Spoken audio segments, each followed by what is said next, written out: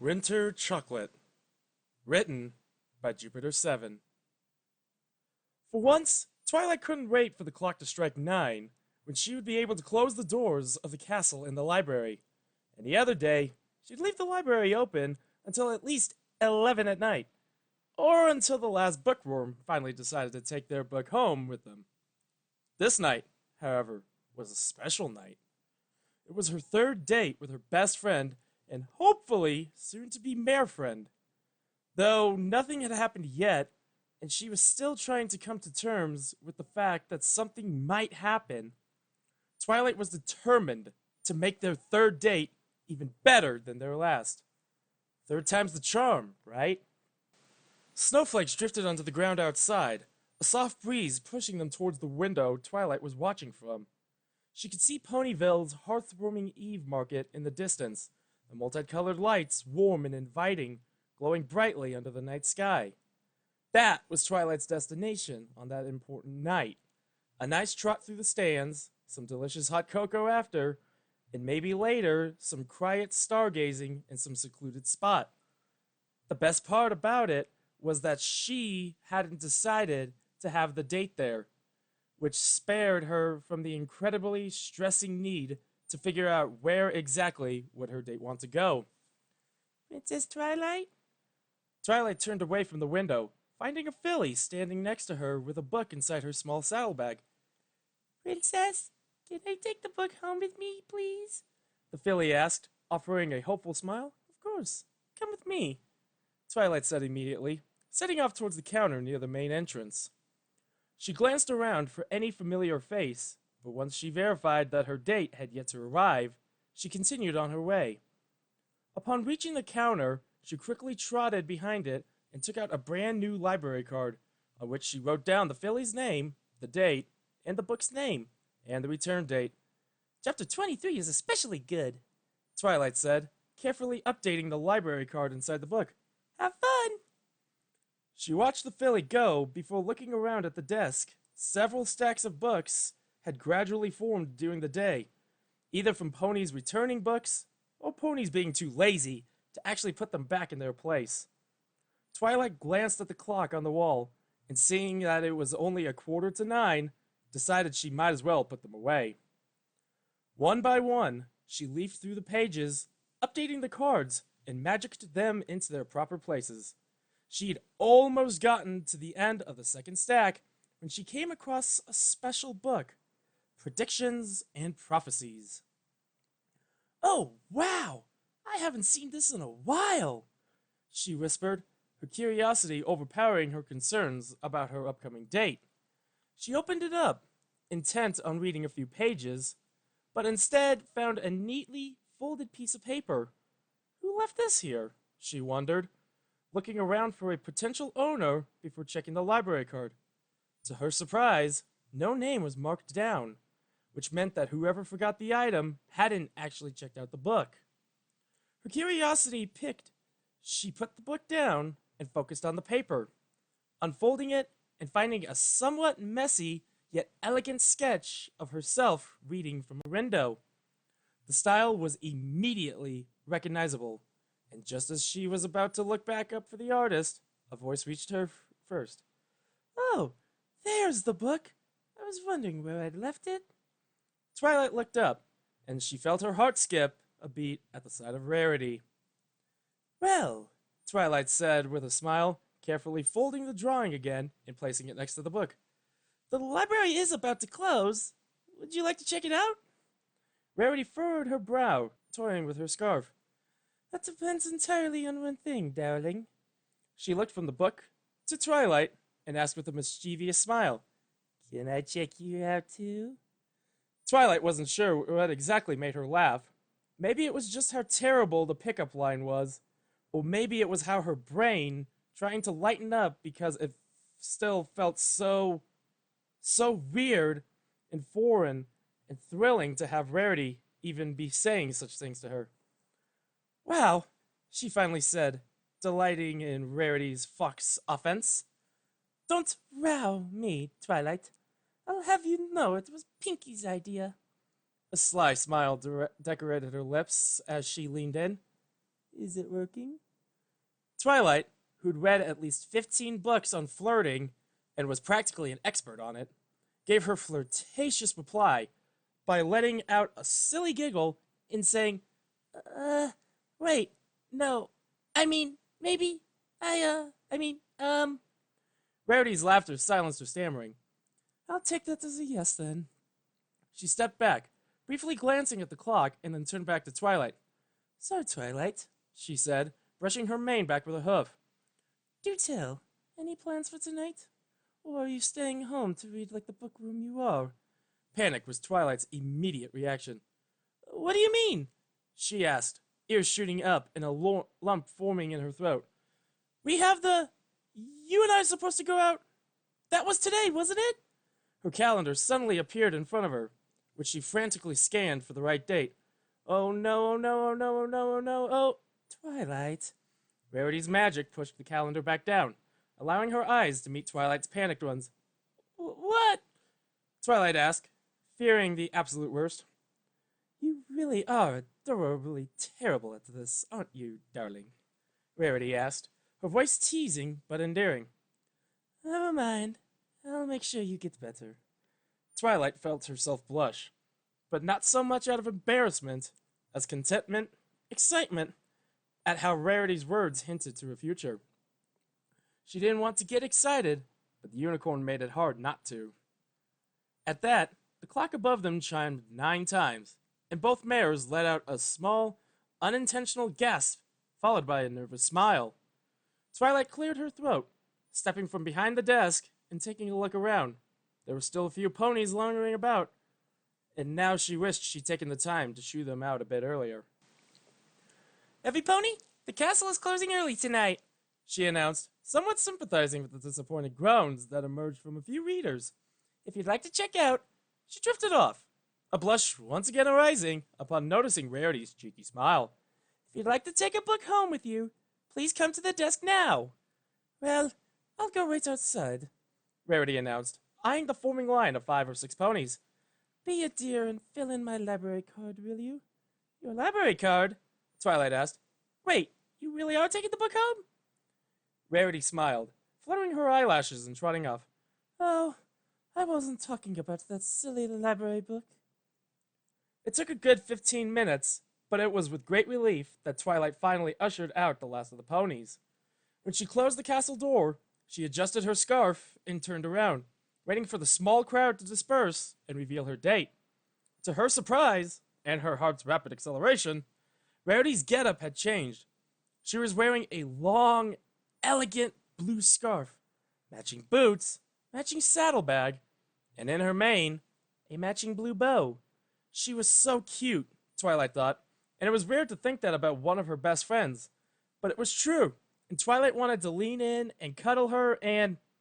Her train of thought was interrupted by Rarity, who let out 3 sneezes, nose pink from the cold. Bless you, Twilight quickly said, and Rarity wrinkled her nose. Goodness, pony must be taking quite vividly about me, Rarity noted, adjusting her scarf. Poor darlings, I suppose I have to feel bad for them. Feel bad for them? Rarity laughed. Of course. I imagine they must be weeping at the idea that I might not be on the single pony market much longer. Snowflakes fell to the ground like a brush on a canvas, painting Ponyville's streets white. This did not deter the residents of the town from trotting off into the night and towards their busy schedules. Foals draped with scarves and bonnets ran through the snow, their quick canter leaving muddy hoofprints across the white path. Lights of many colors hung from the roofs and windows and decorated poles and signs. They made for a beautiful sight to the princess and the seamstress trotting by, their laugh drowned out by the conversations of the ponies around them. Twilight and Rarity talked about everything and nothing at the same time. Truth be told, Twilight didn't much care for what she was saying. It was like having a conversation on autopilot. It was easy to do so, too, and it was perfect since it allowed Twilight to focus on Rarity. Focus on her essence and presence, not on the words they were exchanging. 2 trains of thought juggled around in the alicorn's head. One was the conversation about Rainbow Dash's recent exploit as a Wonderbolt, and the other was the idea of maybe not a life of this, no need to get ahead of myself, but a month of this, or maybe a year, or maybe more. Idle conversations, things she had every day, her blanket of comforting familiarity mixed in with the new and different part of being intimate with someone. She'd read in her books, the many books about relationships she had, that relationships crumbled when routines settled in. But with Rarity, it felt like it would be impossible to have a routine. A relationship would completely shift Twilight's safe haven or practice tasks, and rather than scare her, it felt like she was on the verge of discovering a new side to her life. We can only hope this doesn't mean we'll be seeing less of Rainbow, Rarity said, and thought Twilight wanted to reply. She sneezed instead. Oh dear, it seems we're both unprepared for the weather, Rarity noted, looking up at the sky. She stopped for a moment, just a split second, before brushing up against Twilight and intertwining their tails. Right, this is much warmer, don't you think? She asked, her air of nonchalance betrayed by the blush on her face. Twilight felt her cheeks heat up as well. Oh, yes, body temperature is always a good way to keep warm, she said, and for a split second, she debated wrapping her ring around Rarity. It was something she'd done before when Rarity whined about being cold, but this was different. This wasn't a friendly get together, it was more, and as such, every action meant more. In the end, she contented herself with just staying close to the unicorn. Upon reaching the marketplace, Twilight's senses were immediately bombarded by a wide array of stimuli. The multicolored heartwarming Eve lights decorating the strands, the dull lull of ponies' excited chatter mixing in with songs sung by street musicians, the smell of hot cocoa and caramelized almonds filling her nose. Don't you love heartwarming Eve markets? Rarity asked, almost breathlessly, stepping to the side when a couple of fools brushed past them, their laughter filling the air. There's something about them that gets me so wrapped up in the holiday spirit. Sit near a fireplace, put on holiday music, and drink hot chocolate alongside my special sun pony. Twilight didn't know exactly how to take that. That was only the third date, so attributing herself the title Rarity's special sun pony felt wrong. And yet, the point of dating was to potentially be awarded that title, wasn't it? Was Rarity hinting to things yet to come? Shall we go get some? Rarity asked, gesturing towards the distant hot chocolate stand, where a line of ponies were already waiting for their cup of heaven, tongues hanging out of their mouths in anticipation.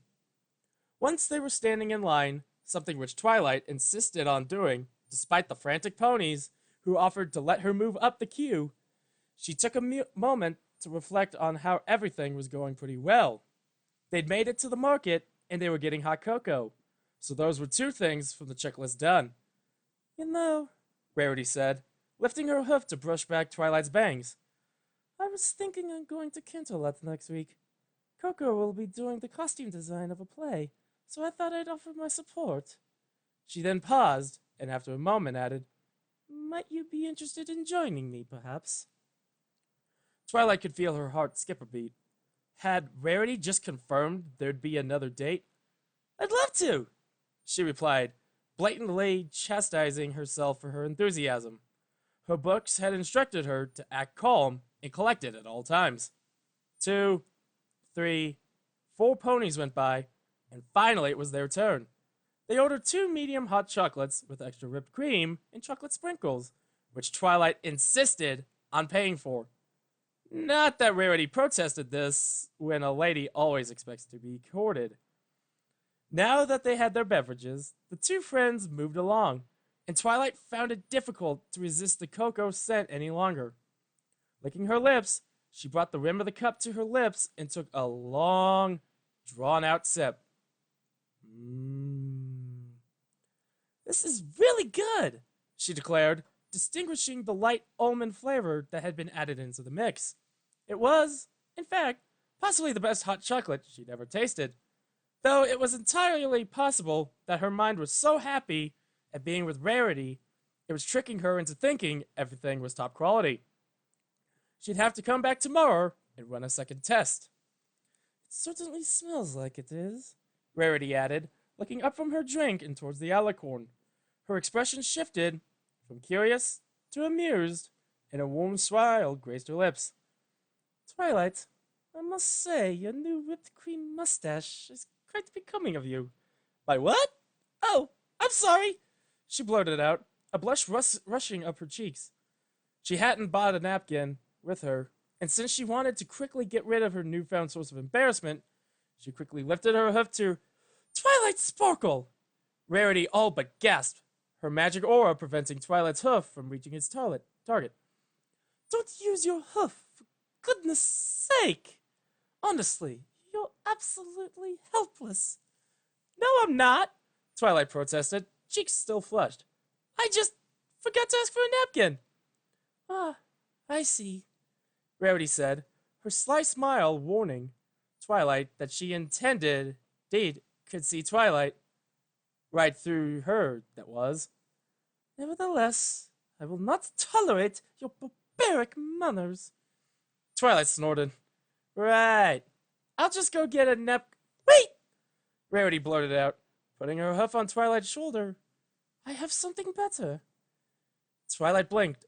Okay, she said, but a quick inspection of Rarity revealed that she was holding nothing even remotely resembling a napkin or similar artifact. Maybe she had some in her saddlebag?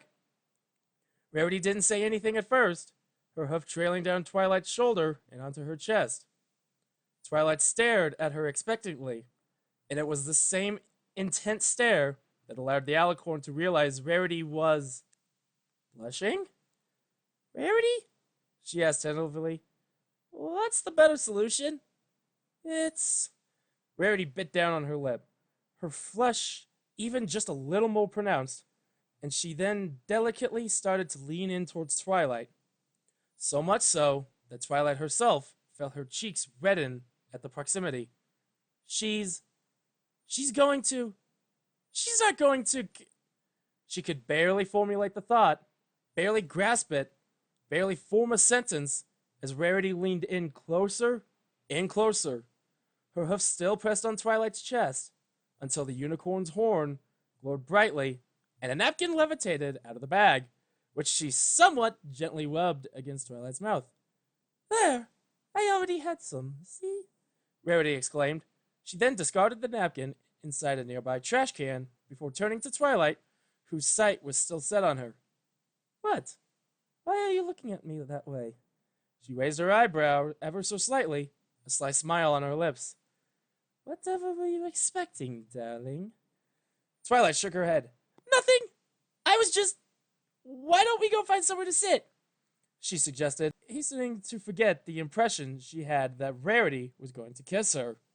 It had probably been wishful thinking on her part, and the more she thought about it, the more she was a bit relieved nothing had happened. It all still felt so new, and it was bizarre in a thrilling way to think about Rarity, her best friend, kissing her. She was still safely nestled in an ambiguous position where they were neither more nor less than best friends, and she was afraid to find out she might not be ready to get rid of the uncertain status of their relationship. In the distance, Twilight spotted the designated eating area, where families had gathered to rest around wooden picnic tables. There seemed to be one empty table, and though it was right next to some particularly loud foals, she decided that Rarity probably wouldn't mind. There's an empty table, she announced, trotting towards it and later finding it difficult to actually advance when Rarity was stoutly pulling on her scarf. Twilight, sweetheart, might I suggest a different spot? Twilight blinked. A different spot? I don't see why not, she said, though she would have thought it might have been more efficient to eat at the designated eating spot. Eating somewhere else might make for a mess, wouldn't it? Still grasping Twilight's scarf, Rarity looked around, past the stands and ponies scattered about. How about there? Before Twilight could ask where there was, Rarity pulled her away by the scarf, leading her away from the marketplace and towards the adjacent park. There was a bench right near where they came out, which seemed to be Rarity's designated spot. Arriving to the bench, Twilight noticed it was soaking wet with melted snow. Initially, she looked to Rarity, expecting the unicorn to change her mind on her seating selection. But instead, she found her date flaunting her eyelashes at her. What? Rarity smiled politely, gesturing to the bench.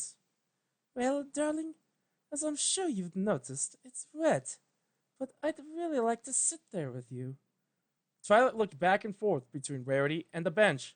Oh, pfft, she said, playfully rolling her eyes at the same time as a spark of magic shot out of a horn and cleaned the bench. You have magic too, you know, she pointed out, watching as the now pleased Rarity sat down. True though that might be, Rarity said, patting the spot beside her. We both know who's the most skilled at the magic here, do we not? That's not true, Twilight replied in earnest. I mean, yes, it is, but I spent my entire life studying magic. Your magic, though, is already unusually high for a unicorn without proper training, though it's probably related to your connection with the element of harmony, which, according to my research, increased the natural mana of the six of us. So, technically speaking, it's not really you that's unusually high skilled, but that does mean you're not incredibly... Twilight, Rarity softly interrupted, once more patting the spot beside her. A flustered Twilight immediately followed the implicit order, sitting herself down next to Rarity and focusing on her drink.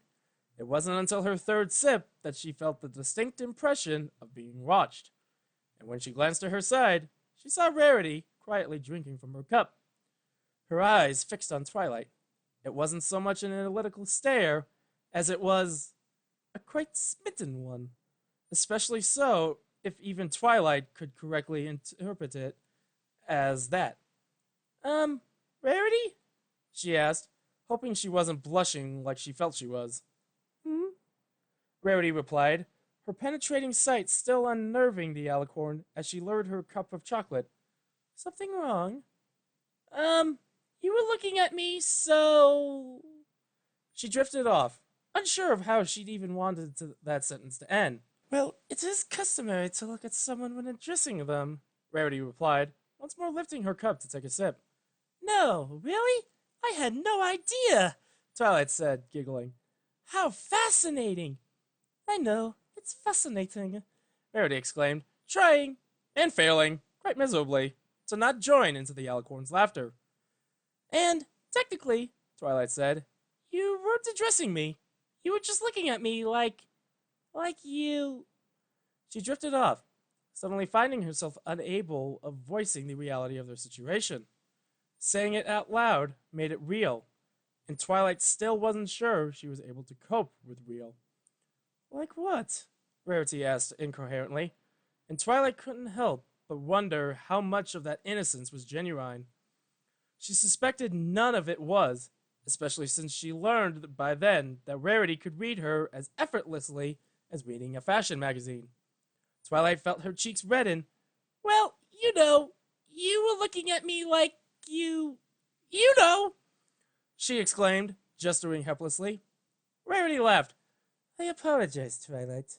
Though you have become one of my favorite sights, it's rude to stare, so I will refrain from looking at you like... She playfully mimicked Twilight's gesture. That? No, that's not what I meant. I like you looking at me like that, Twilight blurted out, only belatedly processing what had gone through her mouth. Thankfully, before she could blurt out anything else she'd later regret, Rarity fluttered her eyelashes and spoke up. Lucky for you, then, because I can't stop looking at you. And now, before you ask, I did not get that from a novel. She clarified before Twilight could say anything. Attraction is a series of calculations my brain is making every single second.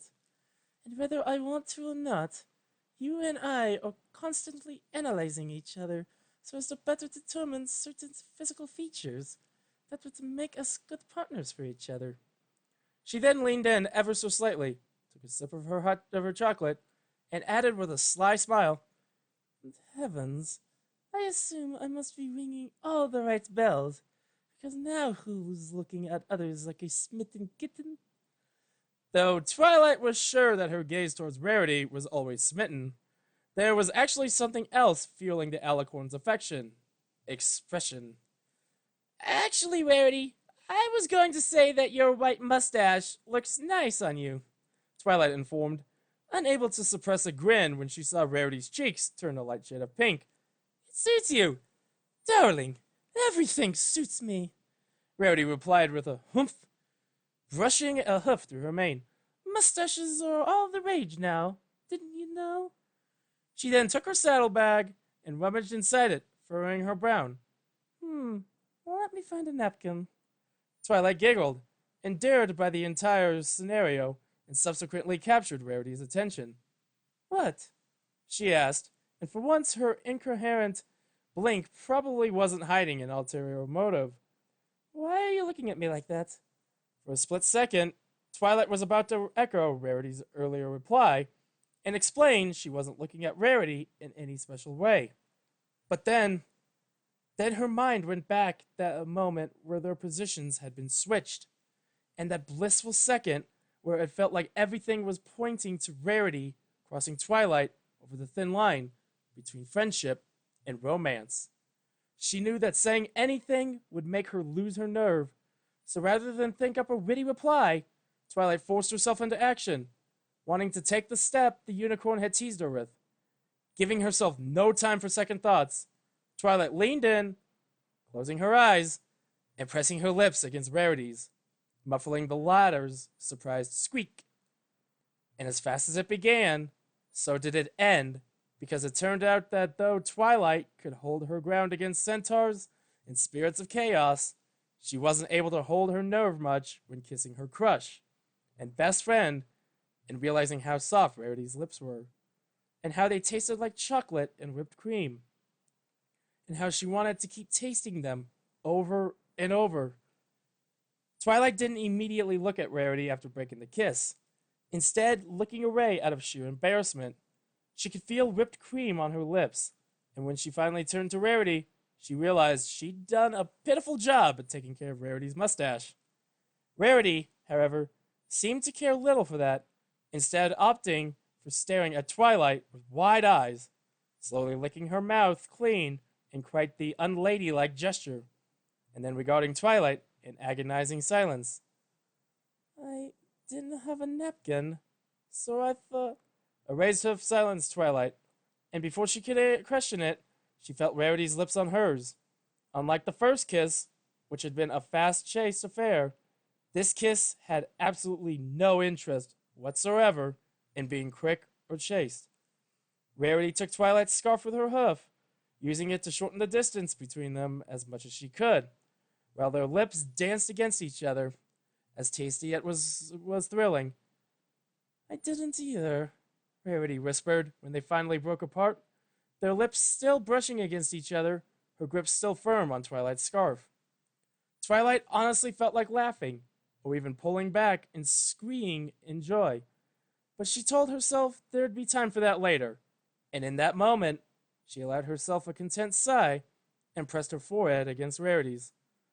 So, Rarity said, finally pulling back, how was that for a third date? Twilight giggled, biting down on her lip. I'll tell you once we get more whipped cream. The end. Hey, what's going on, guys? It's me, the Wasteland Brony. I just wanted to thank you guys for taking the time to come listen to me just rambling on and listen to these stories I'm wanting to do. Biggest thing that why this one's special, why I'm doing this here at the end, is because this one makes the 100th video on my YouTube channel, and also thank you to the 50 subscribers I have on this channel. I'm going to keep on trucking along, guys, so keep on expecting more content, and more pony video, more pony. Damn it! In other words, no, more pony fanfic readings. This part's not getting edited, no matter what. But until next time, I am the Wasteland Brony, signing out.